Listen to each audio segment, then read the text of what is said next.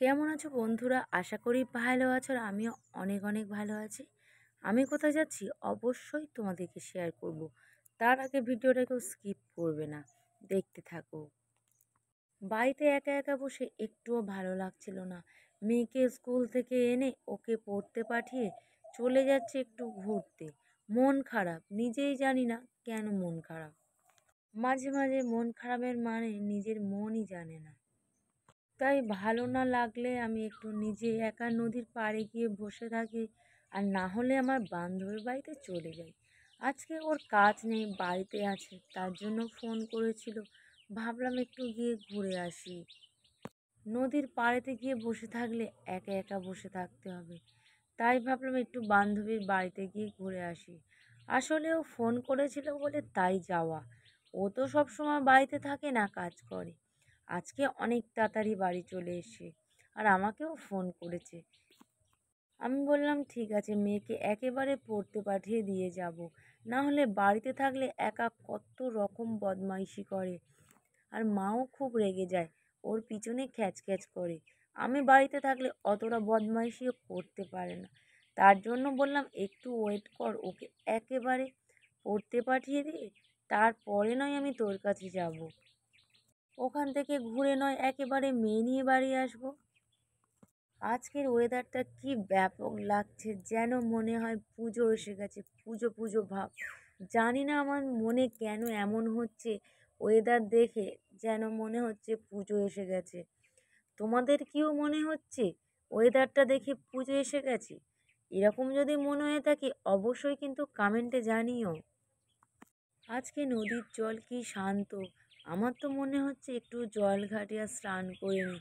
ওকে বলছিলাম স্নান করবি, আমার তো কি ভালো লাগছে, যেন স্নান করতে ইচ্ছে হচ্ছে। ও বলছে তুই কি খেপেছিস নাকি, এই সময়টাতে কেউ চান করে? আমার তো কি ভালো লাগছে, যেন মনে হয় চান করি। এখানে এসে তবু অনেকটা ভাল লাগছে, কারণ বাড়িতে সারা দিনটা মন খারাপ করে একা একাই শুয়েছিলাম।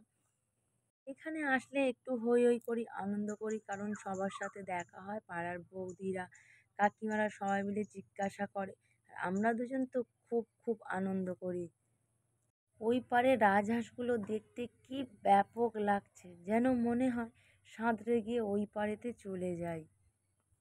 এক এক সময় এই নদীর জল এত টান থাকে ধারণার বাইরে, কিন্তু আজ দেখছি নদীর জল পুরো শান্ত। এত ভালো লাগছে কি বলবো। তারপর চলে এসি ফুচকার কাছে। অনেক দিন হলো ফুচকাকে আদর করিনি। কি ভাল লাগছে। এদিকে কিন্তু আমার ভয়ও লাগছে। প্রথম প্রথম আমি নিতে পারতাম না, এতটাই ভয় লাগে। যদি বা আঁচড়ে দেয়, ওর হাতে পায়ে নখগুলো খুব বড় বড়। তাও আমি সাহস করে ওকে নিয়েছি। ওকে খুব আদর করতে মন চাইছে, তা বলে ভয় পেলে চলবে? আমার মেয়ে কিন্তু একটুও ভয় পায় না। যতবারই এদের বাড়িতে আসে ততবারই আমার মেয়ে নিয়ে ঘাঁটি চটকায়, আদর করে। কিন্তু আমার তো প্রথম প্রথম খুব ভয় লাগতো, আর আমার মেয়ে খুব ভয় দেখাতো ওকে নিয়ে আমাকে।